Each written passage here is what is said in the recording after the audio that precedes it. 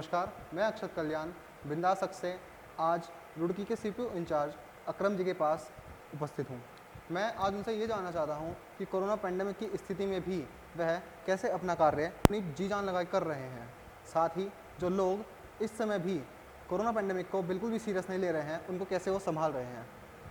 Sir, सबसे पहले मैं आपसे ये जानना चाहता हूँ कि कोरोना पैंडेमिक में सबसे पहले फैमिली और फैमिली के बाद जो जनता है उसको भी संभालना है, तो उसको हैंडल करने में आपको थोड़ी बहुत क्या बहुत अच्छी परेशानी हो रही होगी, तो कैसे आप उसको हैंडल करोगे? क्योंकि हमारा जो ड्यूटी है उसको हमें पालन करने के लिए हमें अपने परिवार को भी देखना है और जनता को भी देखना है, और जो हमारी ड्यूटीज़ हैं हमको उनको भी अच्छे से निभाना है।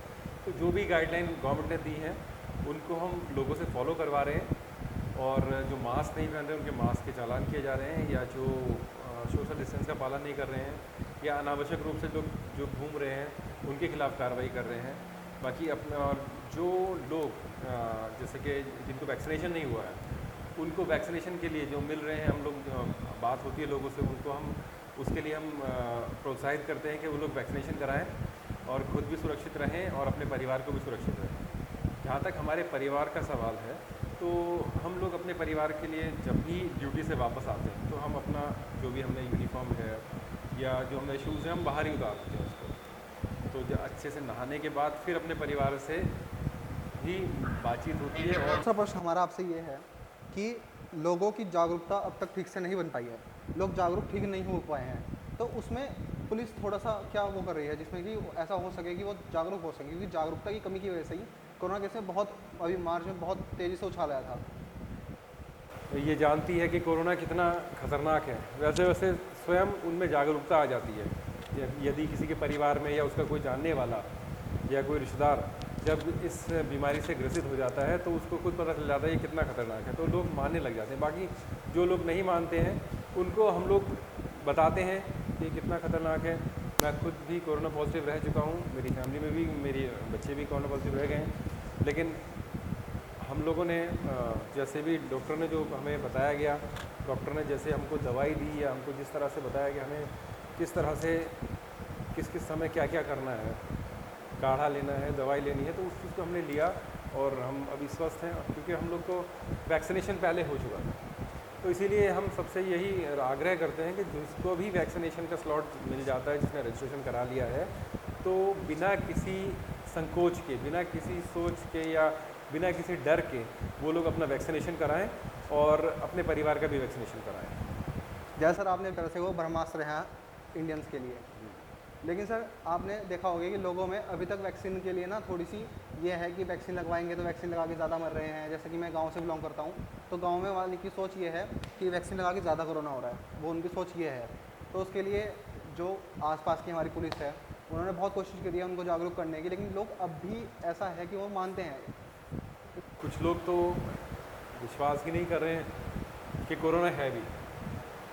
बहरहाल उनके लिए यही मेरा संदेश है आपके माध्यम से कि कुछ होने से पहले अपने आप को संभाल लीजिए, वैक्सीनेशन कराइए। वैक्सीनेशन पूरी तरह सुरक्षित है, और हमारे पुलिस परिवार में लगभग 17 लोग रुड़की में कोरोना संक्रमित हुए, और ऊपर वाले का आशीर्वाद रहा कि किसी को कोई बहुत बड़ी समस्या नहीं हुई, क्योंकि हम सब ने वैक्सीनेशन करा रखा था।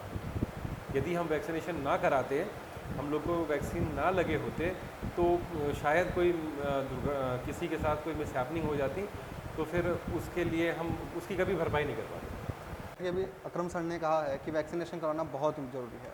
इसके लिए जागरूकता का कार्य हमेशा से चलता आ रहा है, और साथ ही बिंदास अक्ष भी आप सबसे गुजारिश करता है कि वैक्सीनेशन जरूर करवाएं। सर, अगला क्वेश्चन मेरा आपसे ये है कि रुड़की और भगवानपुर एरिया के बीच में ऑटोज चलते हैं, टेम्पो चलते हैं, उनमें सवारियां कोरोना टाइम में भी और कोरोना टाइम से बहुत पहले से भी बहुत बुरी तरह भरी जाती हैं। पीछे की सीट में वो 4-4 लोग बिठाते हैं, बीच में एक फट्टा लगाते हैं, उस फट्टे में भी 2 लोग बिठाते हैं। फिर आगे की सीट होती है जिसमें 2 लोग बैठने की कैपेसिटी होती है, उसमें वो 4 लोग बिठा के चलते हैं। बीच में इसमें बहुत सारे एक्शन लिए गए हैं, सीपीओ को हमने हाईवेज पे भी खड़े हुए देखा है, लेकिन इसको पूरी तरह से रोकना हम अब भी नहीं रोक पाए हैं इसको पूरी तरह से। सिर्फ पुलिस की कार्रवाई से इन सब पे बहुत ज़्यादा अंकुश लगाया जाना संभव नहीं, क्योंकि हम लोग, मैं भी वहाँ पर जो भी मुझे इस तरह का मिलता है मैं उसका चालान करता हूँ ओवरलोडिंग में, या सीपीओ भी करती है।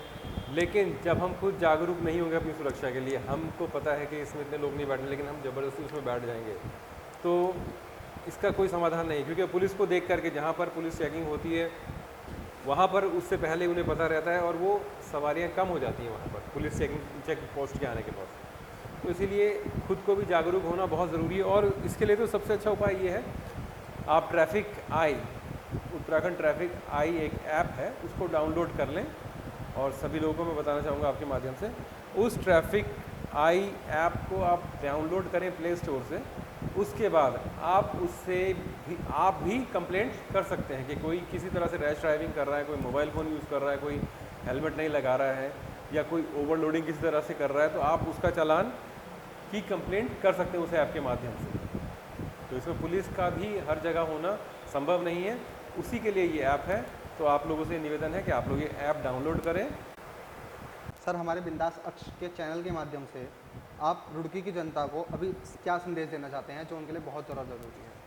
अभी तो सबसे ज़्यादा एक ही चीज़ ज़रूरी है कि जो गवर्नमेंट, जिस तरह से भी हमारी गवर्नमेंट जो भी गाइडलाइन जारी कर रही है, वो सबके भले के लिए जारी कर रही है, और आप लोग उसका पालन करें। यदि लॉकडाउन में आपको जिस समय तक की छूट दी जाती है, आप उस समय तक अपने कार्य निपटाएं, उसके बाद अपने घरों में रहें और सुरक्षित रहें। सर, आपका बहुत बहुत धन्यवाद हमारे साथ जुड़ने के लिए। शुक्रिया, थैंक यू वेरी मच। साथ ही हम कामना करते हैं कि रुड़की की जनता इस इंटरव्यू को देखने के बाद थोड़ी सी जागरूक हो कोरोना के लिए, और पुलिस आपकी सेवा के लिए ही लगी हुई है। तो जो बीच में वीडियोस आई हैं पुलिस से बदतमीज़ी की, और वो बहुत सारी वीडियोस ऐसी चलती रहती हैं, रुड़की से नहीं लेकिन बहुत जगह ऐसी जगह से आती हैं, तो वो थोड़ी कम हो और पुलिस को अपना मित्र माने। जैसे उत्तराखंड जो पुलिस है उसका एक स्लोगन भी है, मित्र पुलिस है।